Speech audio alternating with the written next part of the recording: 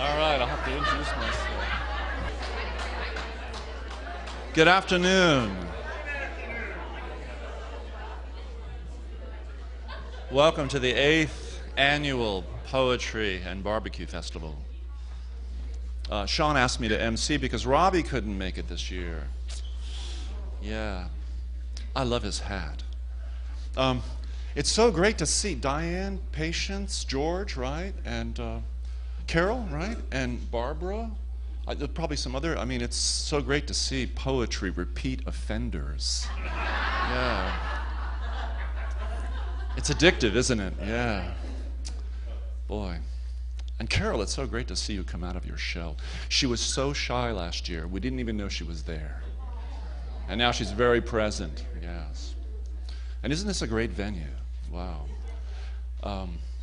We really have to, I know it's a little crowded, and if you can't find a chair, maybe you can find a lap. Yeah, it could change your life, you know. Anyway, we really have to thank the Women's Center for, taking us in out of the rain on such short notice.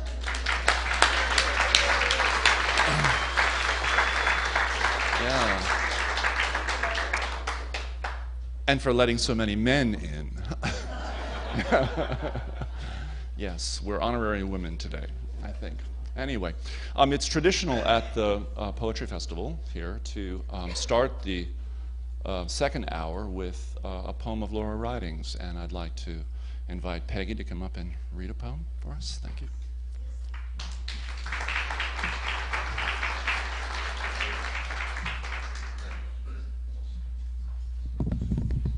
Thank you, Steve. I'm very happy to be here and to be honored to read the Laura Riding poem for today. This poem was written in 1937, in a time not unlike our own. The world was in turmoil. Fascism was spreading in Europe, and Laura Riding and Robert Graves had been forced to leave their beloved home in Mallorca because of the Spanish Civil War. People everywhere were feeling anger and a deep sense of loss. The poem is entitled, After So Much Loss. After so much loss, seeming of gain, seeming of loss, subsides the swell of indignation to the usual rhythm of the year. The coward primroses are up. We contract their profuse mildness.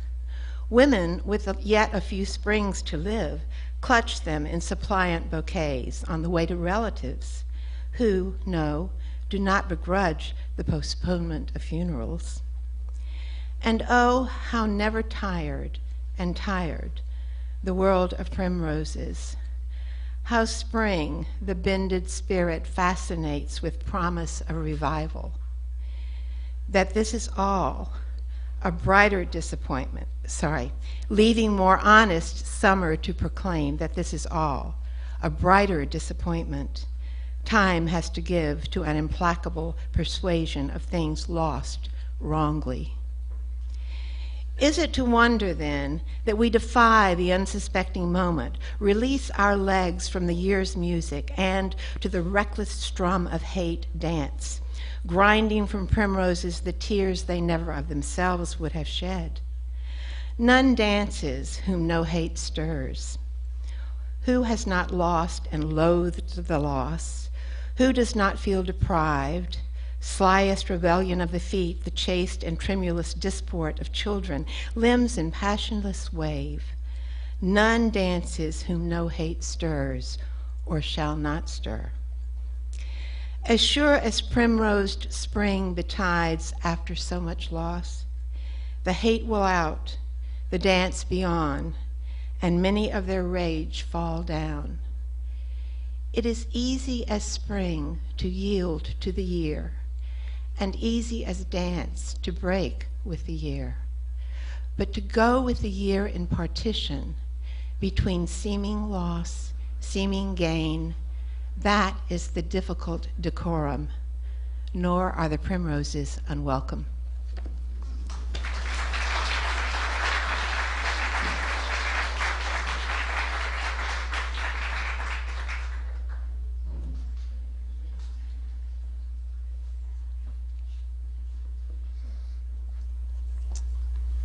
that fabulous? I keep finding out new things about Laura Riding Jackson, and I tell you, it's just a bottomless well of wonderful things, really. But not an unsimple and uncontroversial figure. There's always a new facet. So I'm going to introduce our first reader, Analicia Sotelo, and you may have noticed we've got a wonderful program. I want you to look at the bios on them, and I believe in not too long introductions, because they're the people you came here to hear. But Analicia's star has risen quickly in the poetry sky, and she's placed a New Yorker poem, and the Boston Review covered her manuscript before her book was out, and she has Milkweed Editions has published her first book, and in a sense it's debuting here, and that's true, isn't it? And we've had books debut at our event, which has been wonderful. Shane Seeley had one debut here, and so you all are privileged to hear the first readings from a just published book, and a first book, and a notable book, and you will enjoy hearing her. And you may have also noticed I'm using a term Analicia and I discussed at length. You will notice that we have diverse voices here, and that was the intent of this gathering.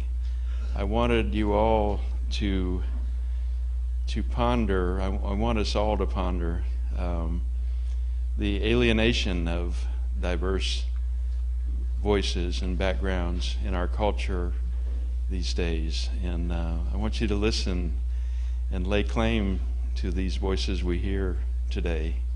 This can just stand for all who read. And really, Analicia is the pure extract of America. She's the third generation,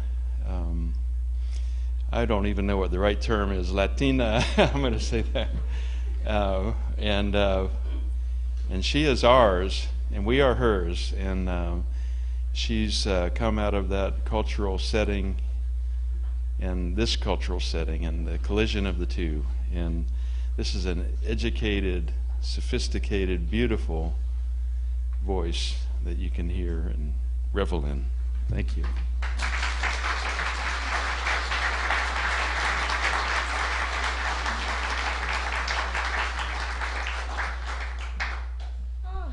Oh, wow, look at this.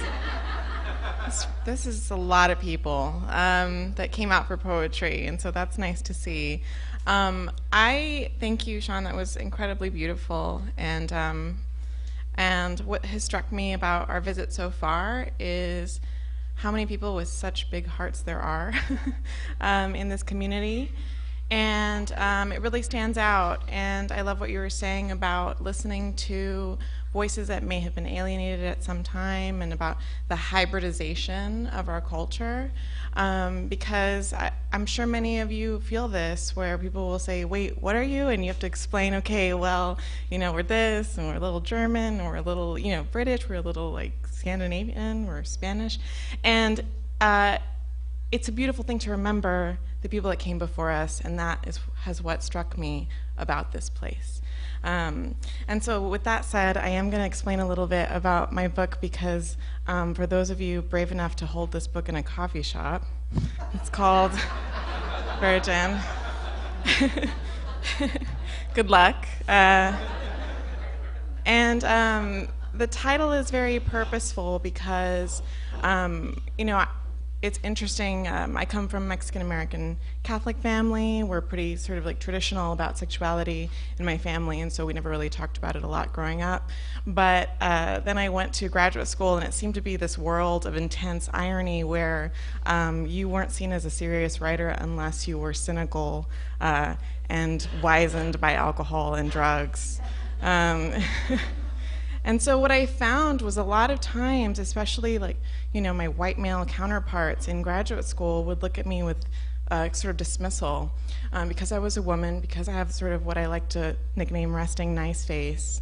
And so they would assume that that I didn't have much to offer, and many of you may feel the same way. And so that's where that's where this came from. So it's not actually, it's not that scandalous. It's just supposed to make a point. And then, so the only thing you'll need to know for this first piece is that I reference a fascinator, and some of you may be familiar with sort of the thing you wear on your head that, just looks really pretty. It's called a fascinator, right? Kind of like a peacock. And so I reference that here. Do you speak virgin? This wedding is some hell, a bouquet of cacti wilting in my hand, while my closest friends sit on a bar bench, stir the sickles in their drinks, smile up at me. The moon points out my neckline like a chaperone. My veil is fried tongue and chicken wire hanging off to one side.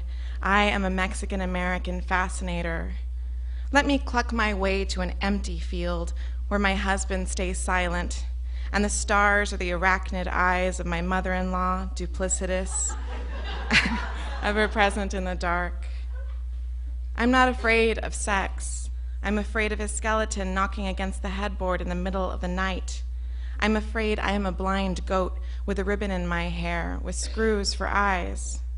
I'm afraid wherever I walk, it's purgatory. I meet a great lake with rust-colored steam rising. Someone somewhere has committed murder, hides in the bushes with an antique mirror. The virgins are here to prove a point. The virgins are here to tell you to fuck off. The virgins are certain there's a circle of hell dedicated to that fear you'll never find anyone else. You know what it looks like, all the lovers cloaked in blood and salt and never satisfied, a priest collar like a giant tooth in the midnight sky. I want to know what's coming in the afterlife before I sign off on arguments in the kitchen and the sight of him fleeing to the car once he sees how far and wide, how dark and deep this frigid female mind can go. Thank you. Wow. Yeah. So much love. A lot of love here. Wow. So great. So there's barbecue is apparently on the menu today. And so I thought I'd read this poem called Summer Barbecue with Two Men that is, again, sort of engaging with that group of people that I knew in graduate school and what they were like and how they looked at life. And one of the things that struck me very much was there was this kind of dismissal of anybody who was moralistic in any way, right? And so I wanted to think about that. Summer Barbecue with Two Men. Tonight, the moon looks like Billie Holiday, trembling, because there are problems other people have, and now I have them too. I'm wearing a cherry-colored cardigan over a navy print dress on purpose. People think I'm sweet. I try the ancho chili pork ribs in case the man I once wanted might still rub off on me. I wonder if I'll ever know about flavors, what tastes right. In the overheated kitchen, I chat briefly with a series of 30-something-year-old men, all slender, all bearded, lustful to the point of sullen.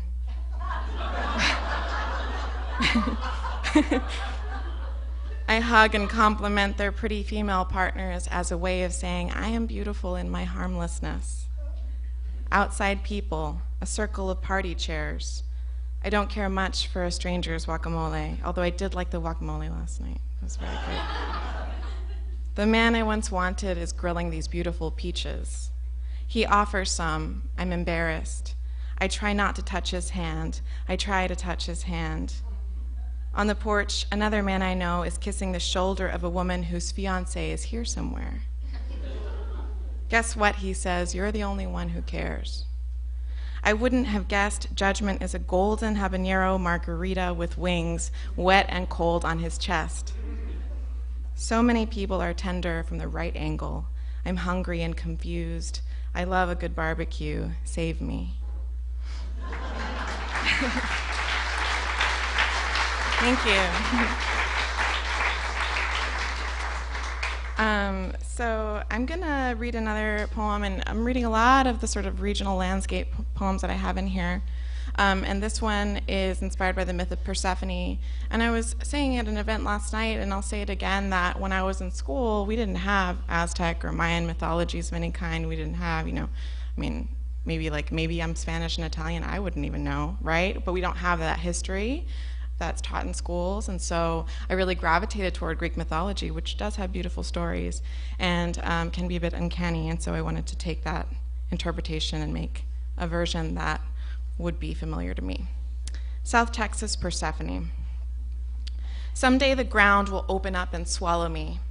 Someday I'll be swept through the sand, and the grass will become my crown of burnt paper, and he will be there, tall, steel-toed, eyes like ice and whiskey, handing me my first drink. In the bar, we'll dance to a song I hate, but I'll cling to him anyway.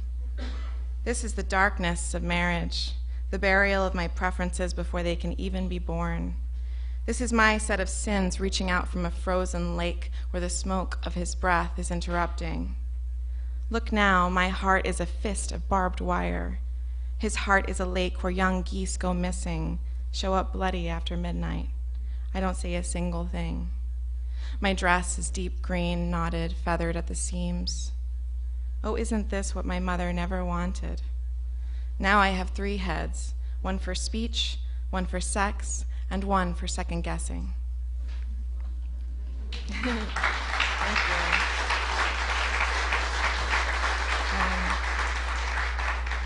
So let's see here, I think I might read just a couple more.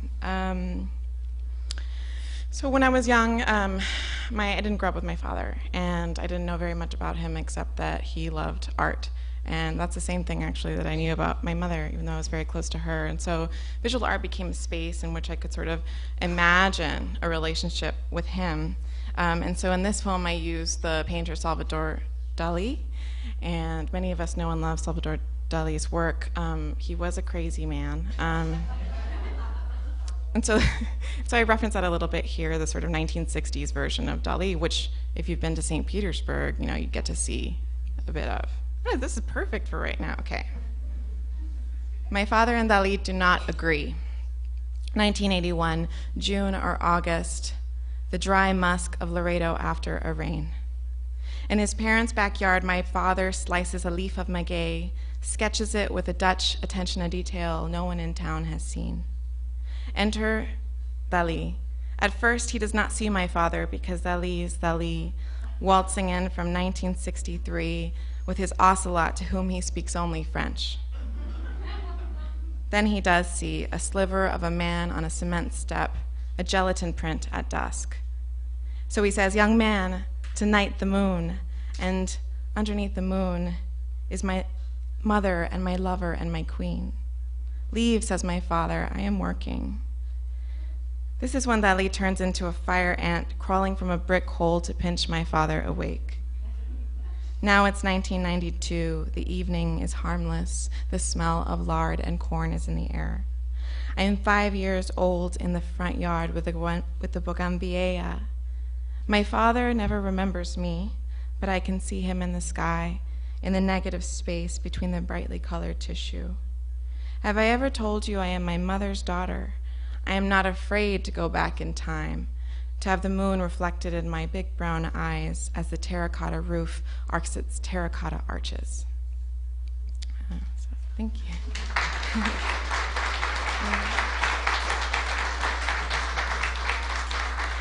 And let's see here. Sometimes I get up here and I just change my mind about what I want to do. My mother is a teacher. Shout out to the teachers in the room and the work that they do.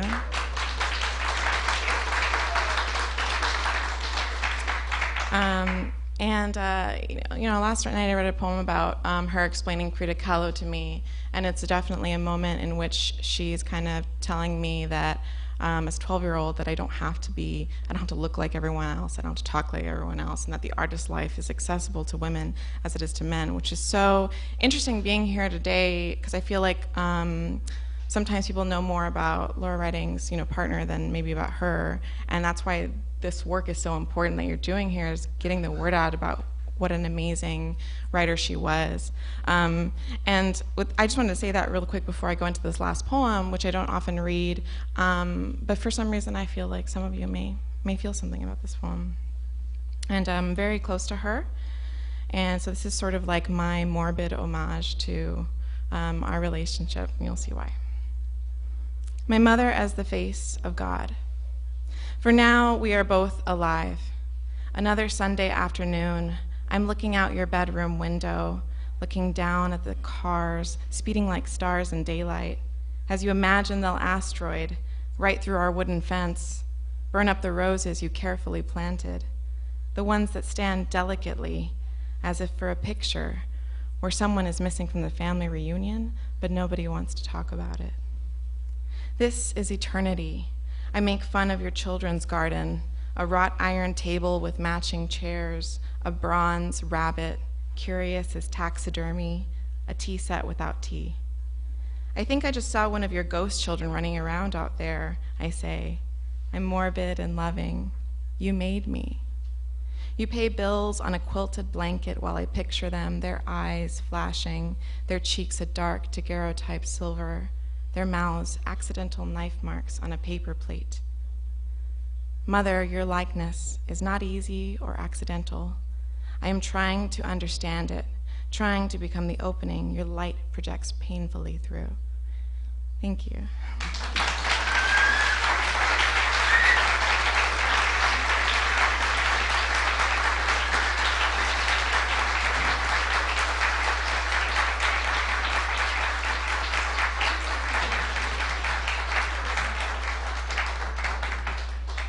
Wow, who knew?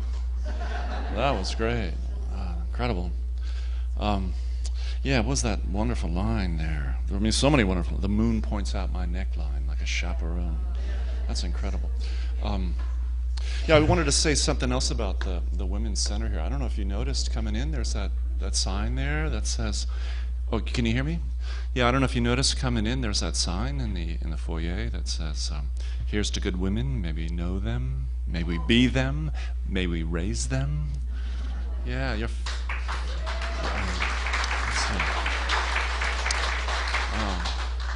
Analicia, you do your mother proud. Yeah, I just want to remind you that her book, which it's so hot off the press I can barely hold it. It's available for sale right around the corner, and it's being sold by Chad Leonard at the Vero Beach Book Center. But here, I think you should get it now. It's so hot.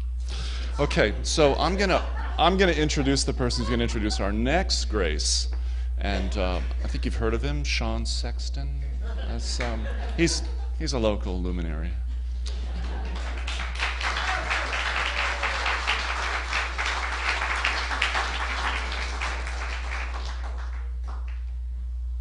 I want to do something because I was taking note of how perfect the sound is, and it's all Sean Welch's fault.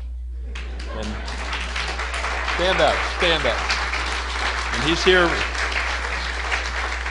here with Wanda. We got this guy who he's a lighting works all over the United States doing lighting for great acts, great bands, and boat shows and things like that too.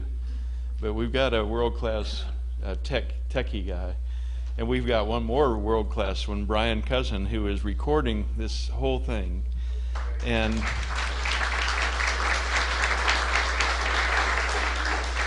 he's a Canuck, and he's a great guy, and he's helped us every year since the beginning of time, really, beginning of our time. And we're so grateful that you have supplied us with an archive of every one of these events. A perfect DVD recording, and we've got them. Just so you know. Take a look at who has read in our program. We have all of the poets, and it's a pretty good list of people by anybody's standard. And we have added to it this year, and so it's my pleasure to introduce Peggy and Tartt. And again, I'm going to let you find out all the really great stuff from here, and I'm going to tell you how I came to know her. We had Claude Wilkinson read 3 years ago, and I was telling him I was looking for diverse voices, and whom I was sort of searching, what direction. He said, well, you got to get Peggy Ann Tartt. And I said, well, who is she? And he said, she's a woman who lives in Manhattan and writes about nature.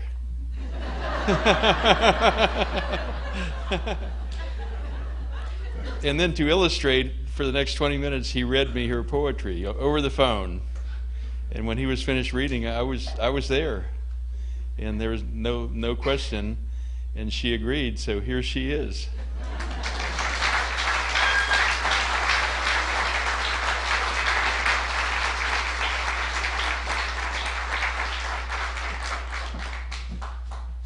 Well, that's hilarious. But you know, the fact of the matter is there are many places of beauty and nature, trees and grass in Manhattan. So thank you very much for inviting me to join this fantastic program.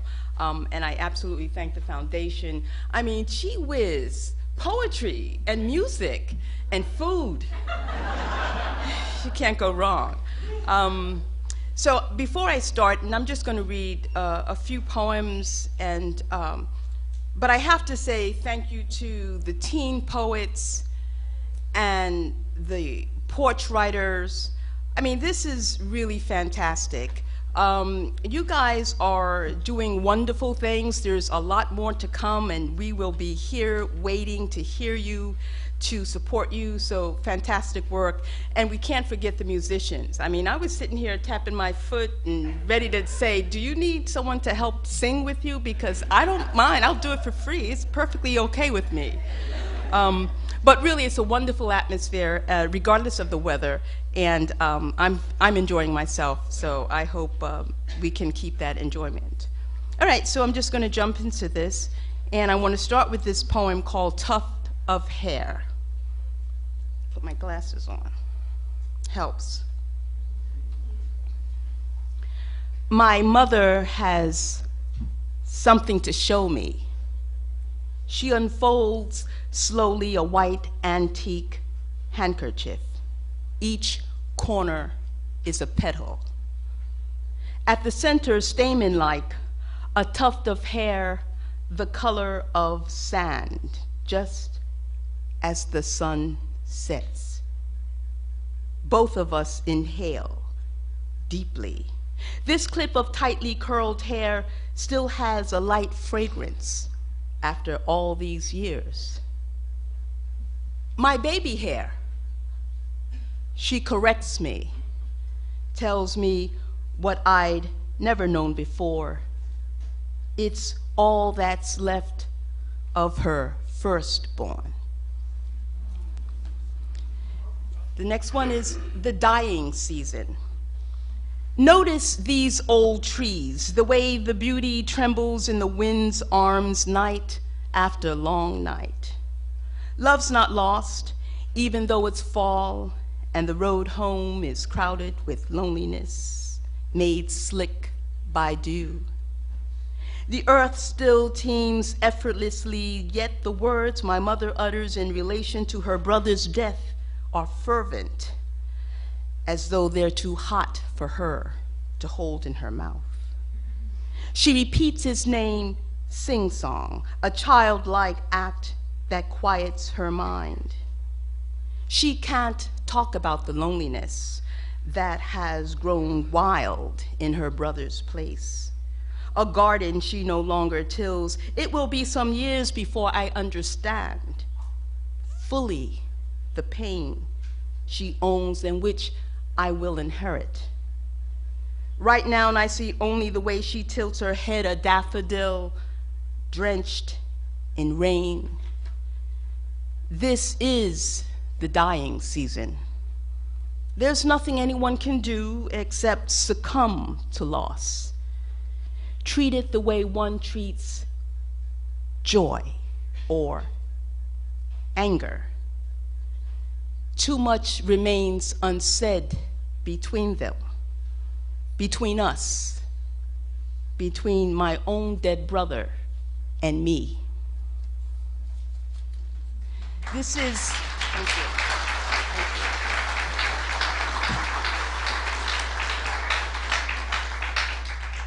No day but this. Begin with no day but this, and run with it through woodland. Your lungs full of air, and everywhere there is intent. Cocoons cling in branches, soften the vista, florets stain the world with scent, and what sprigs there are, dilly-dally in artifices of shadow. Far afield, the frame of a burned shack still stands, evidencing a subtle truth about objects in the world. Weak birds nudged from nests by stalwart siblings are doomed, for the earth does what it will with those who are lost. And when it rains, the rain falls without apology. Worm coiled like cedillas, and they form a new language. Wind modifies its own sound. Day settles into itself, and bodies skip across it like stones. A part of it all, yet separate, the sun, completing its singular task. Dusk amasses value, voice, listen. This next poem is titled, thank you very much.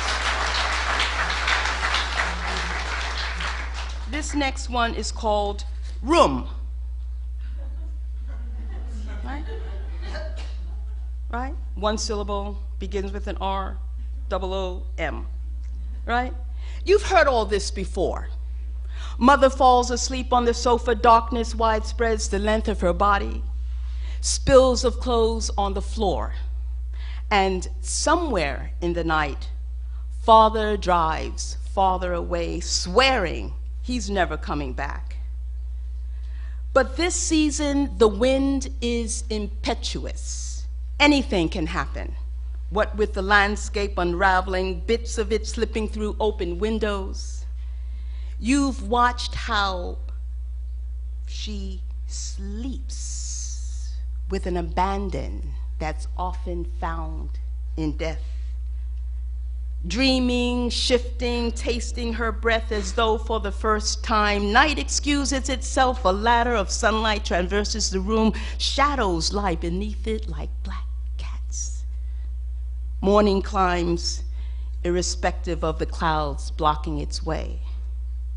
Of the semaphores of gulls and crows rising, falling against the sky face, almost drained of color, and hovering over the little broken house. And speaking of broken, thank you. Just two more. So this poem, Broken, is the title of my current manuscript. And I'm really toying with some ideas about this word, right? Broken is what they called homes back then, when fathers who had had enough walked away from their wives and children, leaving them behind like half-eaten desserts. It's how they predicted most of us would turn out after living with such absences and their quiet devastation. It's what my mother was years later in the intensive care unit, her eyes shut like heavy doors that none of us could budge. is what my vision is now, and after staring at the barefaced world, is the only way to describe families like mine in which no one survives love, in which no one survives.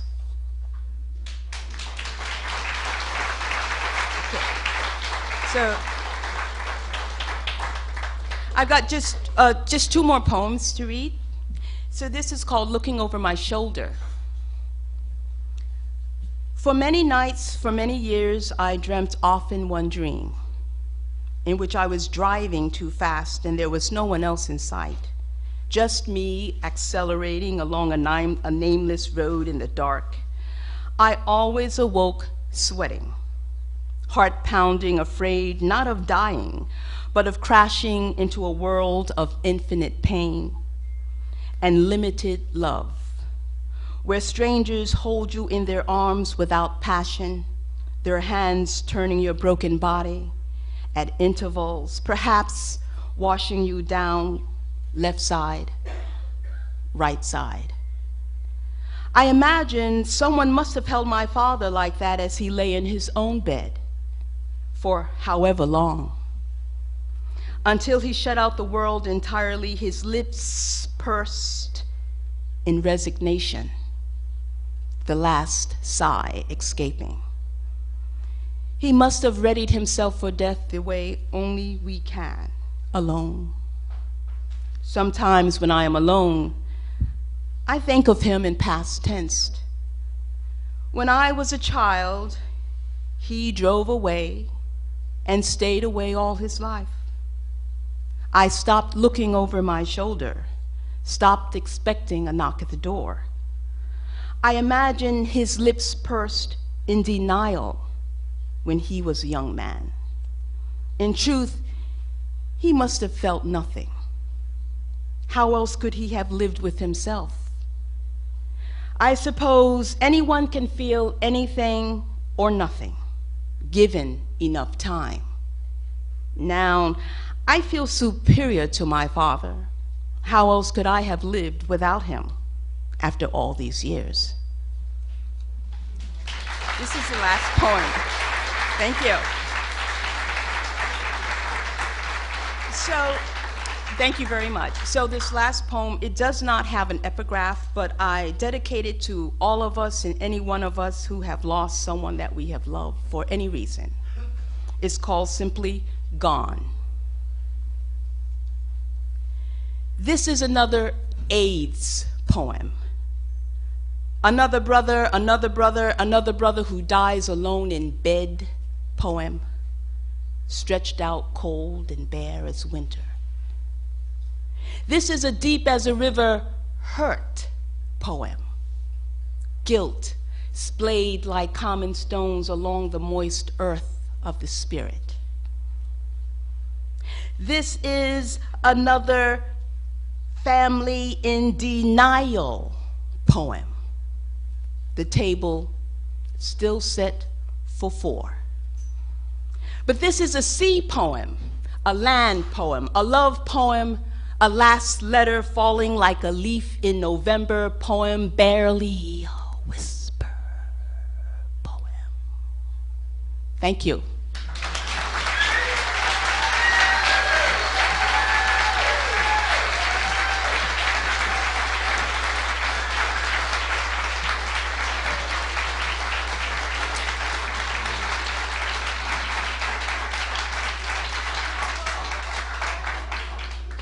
What a great performer, boy.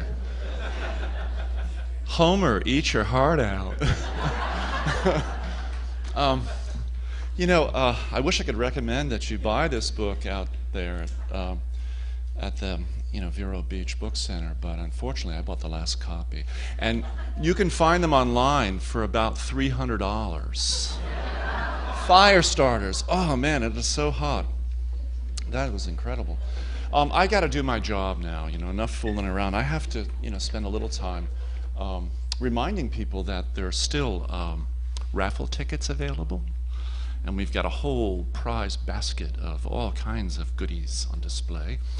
And there's a silent auction, including signed books by the featured poets. I don't know if this is one there, but, it may be worth $300 in a few minutes. There's a poetry broadside evening, and an evening of poetry and spirits. This sounds wonderful. An evening of poetry and spirits for 6 at Sean Sexton's Fireside Terrace. And if you've never been to Sean Sexton's place, it is just incredible. I mean, it's a museum. Well, it's not a museum. It's I don't know. It's just the coolest place on earth. Anyway, at the time of the winner's choosing, so you might want to think about that. Tickets are 10 for 1 and 25 for 3.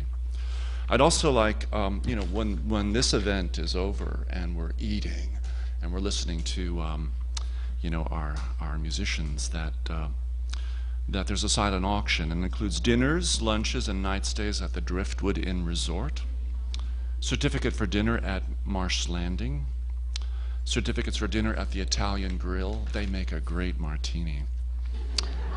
A wine tasting for 4 at Rob and Michelle Wayne's Varietals and More, and they provided the wine this evening, or at least part of the wine. And the red is fabulous. It's really good. Organic produce certificate from Peterson's Grove Stand. I recommend the Ruby Reds. They're really good. Framed poetry broadside print from Sean Sexton, and a certificate from the Pipe Den in downtown Vero Beach. So, Sean, would you introduce our next grace?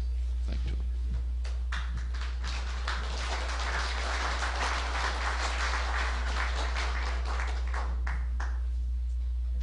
So I'm going to have Casey Baggett come. Uh-oh.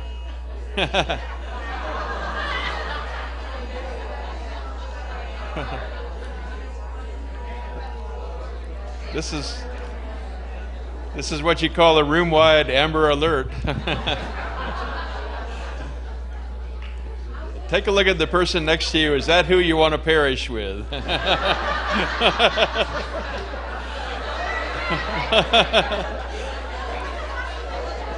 Or do you want to change your seat?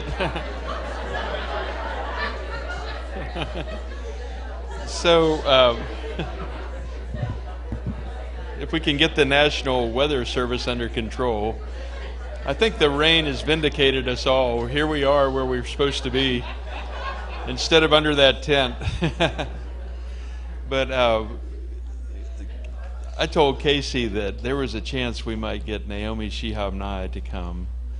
And she has read her poems in church to us in our poetry classes, in or Wednesday night poetry sessions. And she just couldn't be more excited than to come and introduce somebody she's thought about and just loved for so long and never met.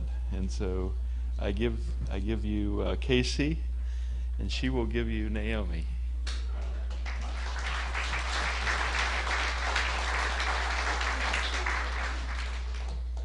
It is really humbling to be here because I recognize among all this creative genius that my only qualification being up here at the microphone is an insatiable appetite for poetry.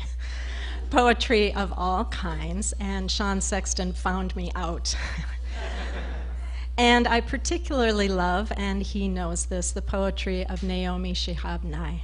So it's delightful for me to be able to introduce her to you today.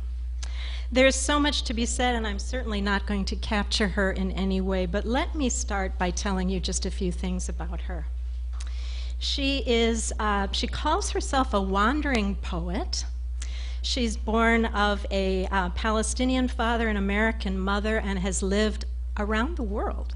And she brings some of that sensitivity to her writing. Her works reflect her experiences of an appreciation of respect for many cultures. She has both roots and sense of place, others have said. A list of creations is just astonishing to me.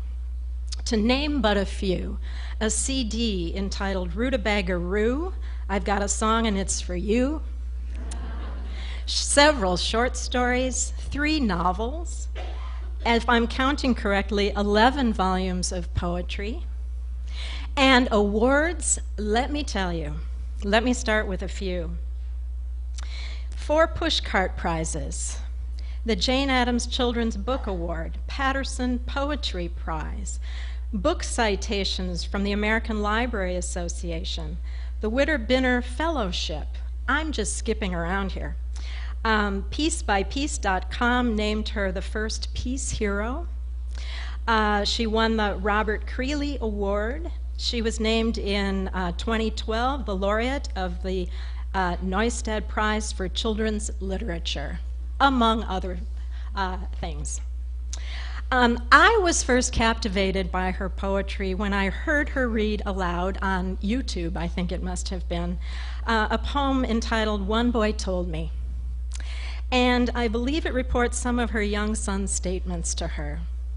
And it was so funny and tender and wise that I was an instant fan. But I think a more elegant description of her work came from someone who was a juror for one of the awards that she won, who described her work this way.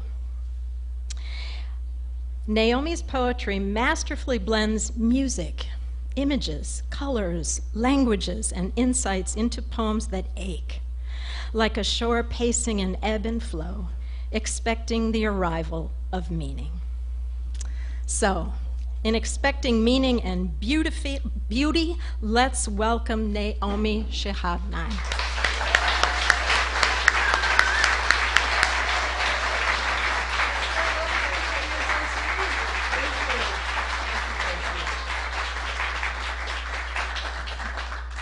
I'm very touched, Casey, Sean, my sister poets who move me so much, all of you beautiful people for being here. I just hope I'm not the last poet you ever hear. I really do not want to be the last poet you ever hear. That would not be good. And I was planning to start by reading for another friend who's here a poem called The Art of Disappearing, but maybe I shouldn't. I'm a little worried about it now. Anyway, this used to be called Tax Day, didn't it? But now it's like poetry fun in beautiful Florida. Thank you, Sean Sexton, for your magic and for all the people at the Laura Riding Jackson Foundation who've done incredible community work gathering together. So please don't, but this is The Art of Disappearing. When they say, "Don't I know you?" say, "No." When they invite you to the party, remember what parties are like before answering. Someone telling you in a loud voice, they once wrote a poem, greasy sausage balls on a paper plate. Then reply. If they say, "We should get together," say, "Why?" It's not that you don't love them anymore. You're trying to remember something too important to forget. Trees, the monastery bell at twilight. Tell them you have a new project. It will never be finished. When someone recognizes you in a grocery store, nod briefly and become a cabbage. When someone you haven't seen in 10 years appears at the door, don't start singing him all your new songs. You will never catch up. Walk around feeling like a leaf. No, you could tumble any second. Then decide what to do with your time.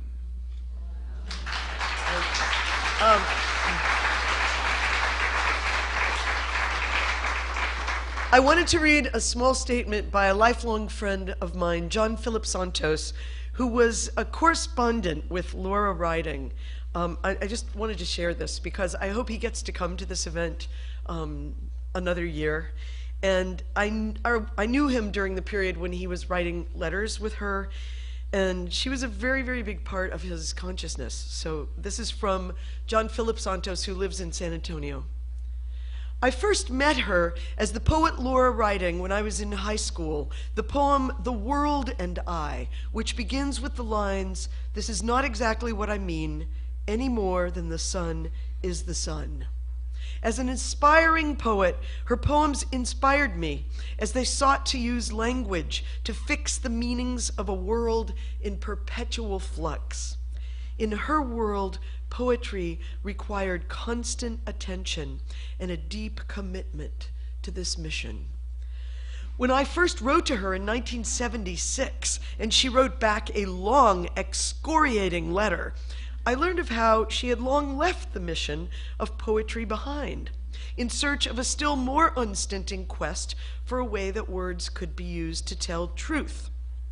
By then, she was Laura writing Jackson. Truth-telling was what her life was about, not genre or style, but the transmission of truth between people. Her letters were always copiously edited, artifacts of her feverish dharma, and little of what I said to her in my letters or in our phone conversations went without her corrections and refinements. Never willing to leave well enough alone when we might turn a phrase to some sharper definition.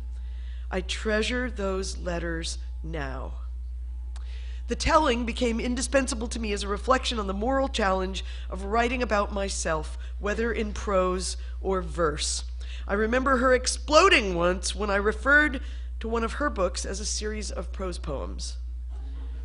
But I also felt her kindness, agreeing to record and send a lecture when she was unable to travel to a literary festival I organized, sending me gifts of books, even after she declared that our correspondence was done. A good dressing down from her was always followed by apologies and tender concern. I've written about the many ways she affected my work in the foreword to my book of poems, and at greater length in my last book, The Farthest Home is an Empire of Fire. I regret never visiting Laura, which she once invited. I addressed her in letters and on the phone as Mrs. Jackson, but I always think of her as Laura. And he also wrote in here a paragraph I skipped, that he always teaches her to his students, whatever the class. And I think that's beautiful to have that kind of person who will answer your letters. The tornado has moved away. This is called To Manage. This is about answering a letter I received. And I'll put my hand up, excuse me, where the actual email ended, and then my part of the letter begins. She writes to me, I can't sleep because I'm 17.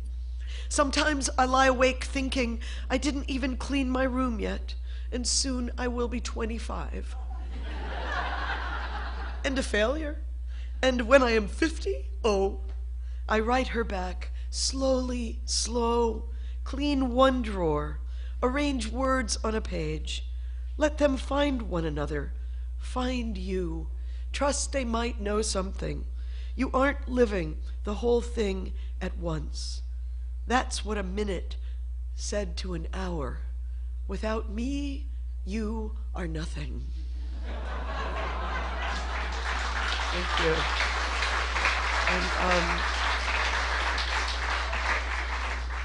And a poet and writer whom many of us were privileged in San Antonio to get to know just a tiny bit, but because some of her best friends were there, was Maya Angelou. And one time I spoke to her about feeling very depressed about politics at that moment. It was long ago. And she kind of pounded the table and woke everybody up and gave me some advice. And it's sort of a paraphrase of this quote from one of her writings. Let gratitude be the pillow upon which you kneel. Gratitude pillow. And something I learned about her after her death, which I hadn't known. Maya loved the jingle of the massive key ring carried by cable car conductors. First woman in the San Francisco trolley uniform. She liked the shiny buttons on the jacket, appreciated the swoops and dips of the routes, sharp curves, corners, bustling avenues. Clinking coin dispenser latched to her belt. She'd be a conductor all her life. Write and talk, take people everywhere out of their tight little rooms. And if anyone told her they were going to Gloomy Street, she'd say, "What? Lift those eyes. Take a look at the sea to your right. Buildings full of mysteries, schools crackling with joy, open porches. Watch the world whirl by. All we are given without having to own. And shake that gloom right out of your system. Hope is the only drink you need to be drinking. Boom, jingle, jingle, step right up.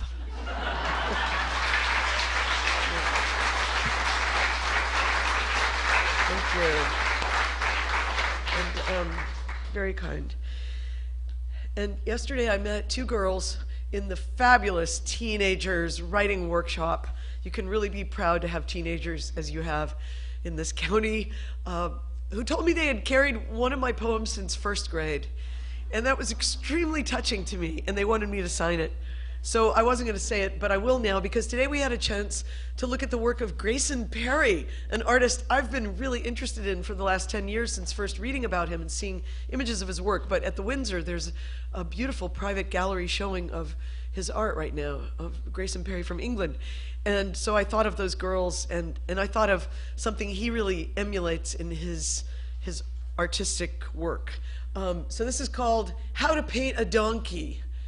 And it's, if any of you remember being criticized for anything when you were a child and then sort of losing confidence for a while. My husband was told in the 2nd or 3rd grade by a nun that he had the worst handwriting she had ever encountered in her history of teaching, which had to be, at that point, he said, around 100 years. So he was very depressed about handwriting for years. It's still impossible to read, but he's the best writer I know. So this is so that one is called How to Paint a Donkey. She said the head was too large, the hooves too small.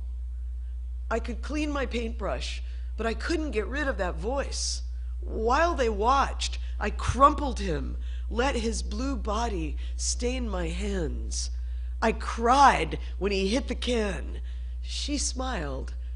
I could try again.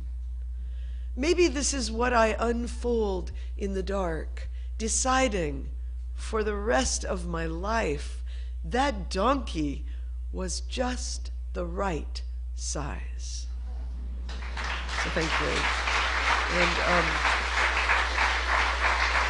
thank you. Hummingbird. And there's a quote from John Muir at the top of this. The world is big, and I want to have a good look at it before it gets dark. Lyda Rose asked, "Are you a grown-up?" The most flattering question of my adult life. She darted around me like a hummingbird, knotted in gauzy pink scarves, braiding time into my hair. There, on the brink of summer, all summer's blurred. No, I said, I don't think so. I don't want to be. What are you then? Her dog snored by the couch. Little sister dozed on a pillow. When her mom came home, we'd drink gin, talk about our dead fathers, and cry. I think I'm a turtle, I said, hibernating, and a mouse in the moss, and sometimes a hummingbird like you. She jumped on my stomach then, asked if I'd ever worn a tutu like the frayed pink one she favored the whole spring. No, not that. I have a shovel, though, I said, for digging in the garden every night before dark, and a small piano like yours that pretends to be a harpsichord, and I really love my broom. Thank you. Thank you. And this is a very old poem that some kind friend here asked if I would read. But this poem was written after, I don't feel like I wrote it, by the way. I feel like I just took dictation and it was spoken to me out of the air in a woman's voice in a time of great trauma when we really needed it. We had been robbed of everything on our honeymoon alongside someone else who was murdered by the thief gang. We were on a bus in South America, and took some recalibration to get back on our feet. Kindness. Before you know what kindness really is, you must lose things. Feel the future dissolve in a moment like salt in a weakened broth. What you held in your hand, what you counted and carefully saved, This must go, so you know how desolate the landscape can be between the regions of kindness. How you ride and ride, thinking the bus will never stop. The passengers eating maize will stare out the window forever. Before you learn the tender gravity of kindness, you must travel where the Indian in a white poncho lies dead by the side of the road. You must see how this could be you. He too was someone who journeyed through that night with plans and the simple breath that kept him alive.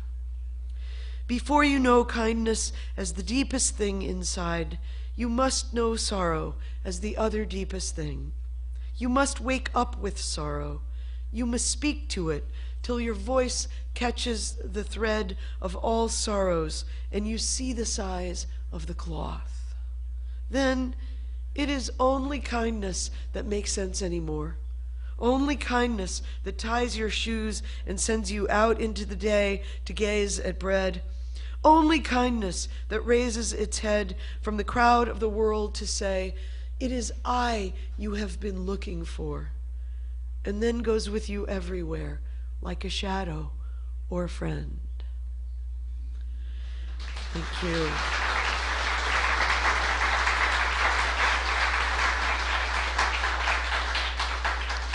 And I also want to thank all the poets who read today, the younger poets, the porch poets. Lucky you to get to have a group on that porch. It was magical to hear your work. Thank you.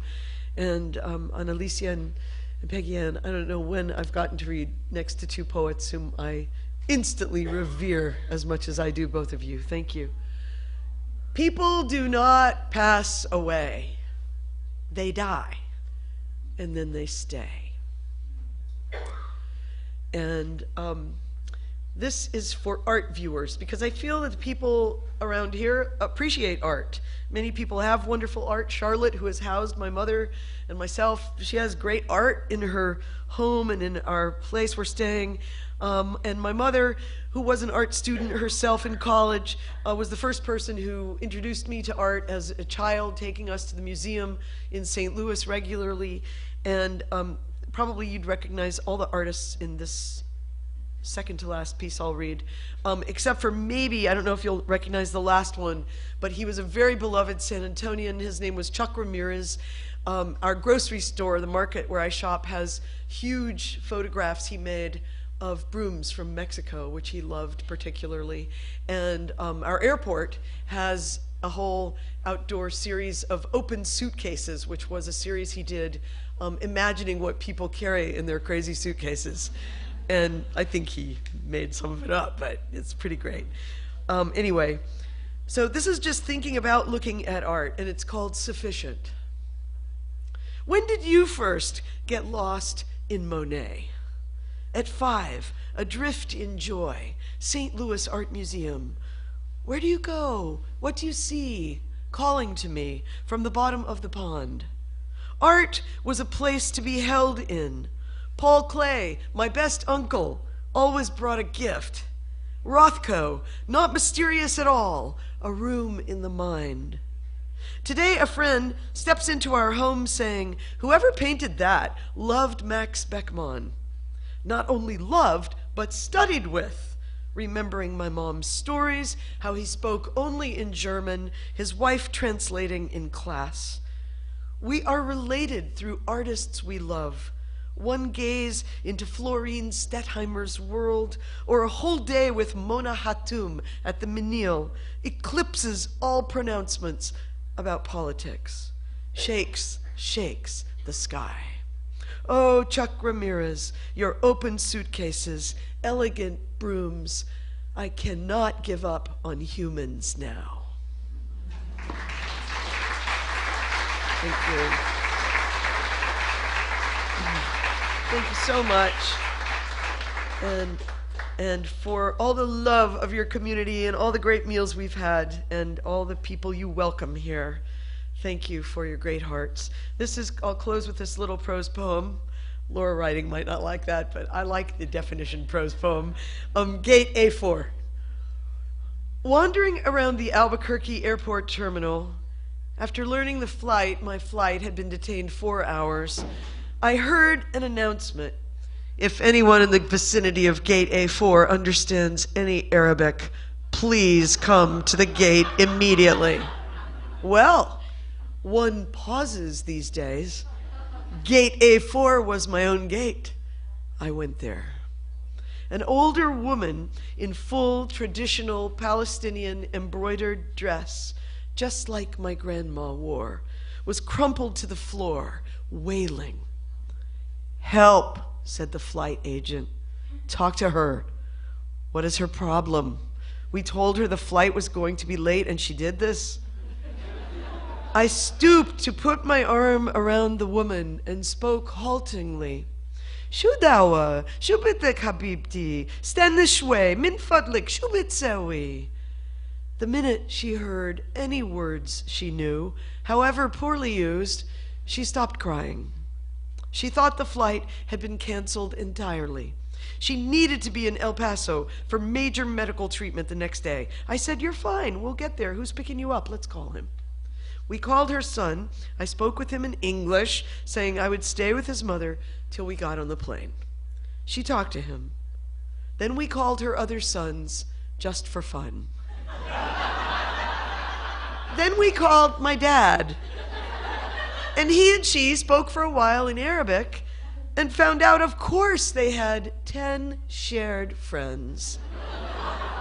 Then I thought, just for the heck of it, why not call some Palestinian poets I know and let them chat with her? This all took up 2 hours. She was laughing a lot by then, telling of her life, patting my knee, answering questions. She had pulled a sack of homemade mamoul cookies, little powdered sugar crumbly mounds stuffed with dates and nuts, from her bag and was offering them to all the women at the gate. To my amazement, not a single woman declined one. It was like a sacrament. The traveler from Argentina, the mom from California, the lovely woman from Laredo. We were all covered with the same powdered sugar and smiling. There is no better cookie. And then the airline broke out free apple juice from huge coolers, and 2 little girls from our flight ran around serving it, and they were covered with powdered sugar too.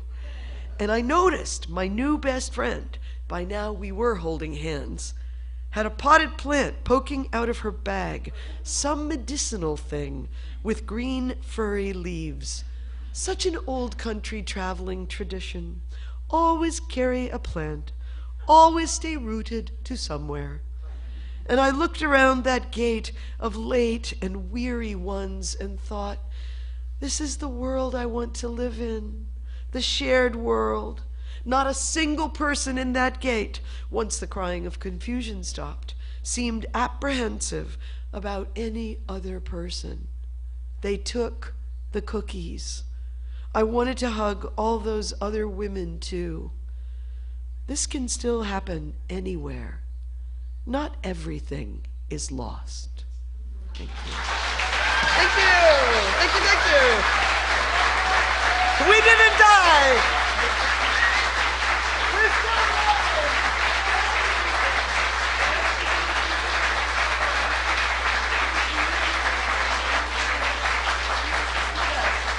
Well, the poets here, by unanimous declaration, are pleading with Sean Sexton to read us a poem to close the program because we have never gotten to hear him before. You have, we have not. So we want you, Sean. Thank you so much.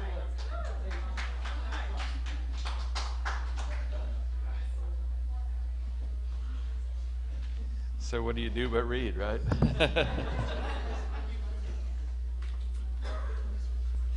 I'm going to read a poem. I'm going to read a poem about my. It's the second part of my new chapbook, and it's the title of the second section, Motherlode, and it's about my mother. His words to her were lovely enough to steal, but he was taken before their love had fledged, and she became my father's spouse. Our mother. She kept his letters in 2 binders on the closet shelf, where they were discovered the summer after she passed. Now everything is revealed, 2 days beyond the birthday she missed. We drive to the airport on Sundays after breakfast to park and see the little planes take off and land. She needed light like a windowsill plant. Asked to stay out of her dank apartment just a little longer. Her answers to my queries of him spoke of earlier days as we watched, and she said how he once landed upside down in an apple tree unscathed. She confided her worry he'd not been a very good pilot. One of his missives told how a comrade perished in a crash, only growing his determination to fly and graduate. Beautiful letters arrived, tinged with pain of missed weekends with her, lost summer evenings on the Wellsville farm, stars seen through treetops from the damp grass, warm valences of household dogs and muzzlings of a horse. He held dreams of the first order, the height and width of happiness, plumbing depths exquisite and real to him as her breath. And they wed January 1st, 1948, the relic invite requesting to the honor of Don and Catherine Harold, Hunter and Hilly Barrett, 6 p.m. in the Pennsylvania household, with friends and family on the year's first night. He wore navy blues and she a comely striped dress, their vows taken hearthside of a roaring fire in the parlor. Oh, what this world can make of surety and loveliness. She watched the graduation exercise, their departure in formation from Montauk Airfield, waited on a bench as time inordinate passed, and then 3 men approached. Mrs. Barrett, there's been an accident. When they left, she rushed to the lavatory, removed her diaphragm from the night before, hoping his seed might plant. This was her telling as the planes came and went. And we stayed until everyone had departed or landed, as though fortune might take a turn and the sky pay back something owed. Thank you.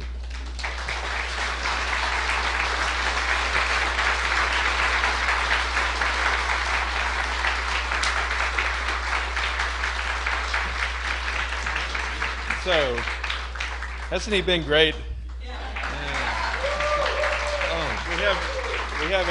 We have some things to cover.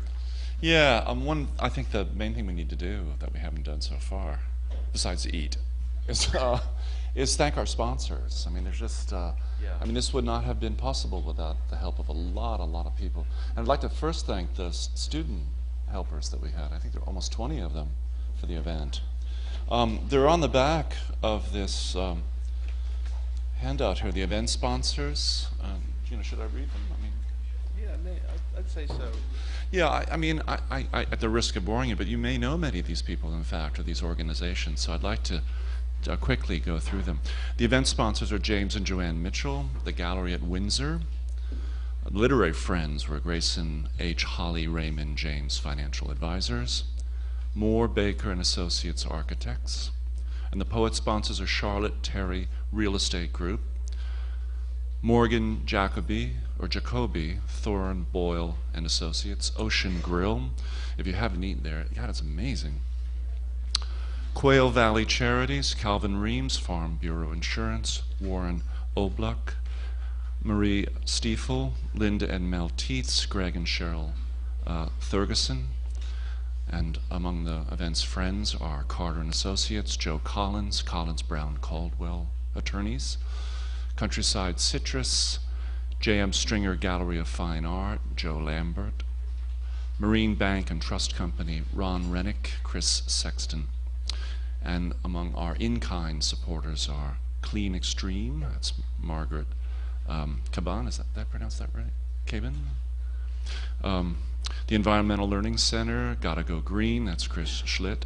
Main Street Vero Beach, Miniman Press, Natalie's Orchid Island Juice, Orchid Island Brewery, Total Golf, Vero Beach Book Center, Varietals and more, Waldo's Driftwood Inn Resort, and WQCS, as well as the Laura Riding Jackson Foundation. So, you know, I mean, she's right. I mean, not only to artists, you know, not only are we related through our artists, but we're related through poetry. And I'm just thinking every event should have a poet like these, you know? I think how cool that would be. Anyway, thank you so much for coming.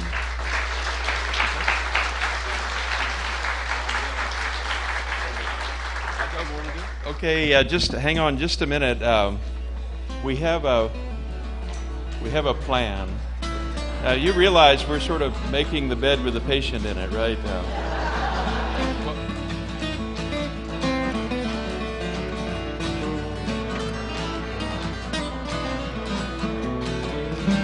This 9-pound hammer might have killed John Henry, but it won't kill me, Lord, Lord, it won't kill me.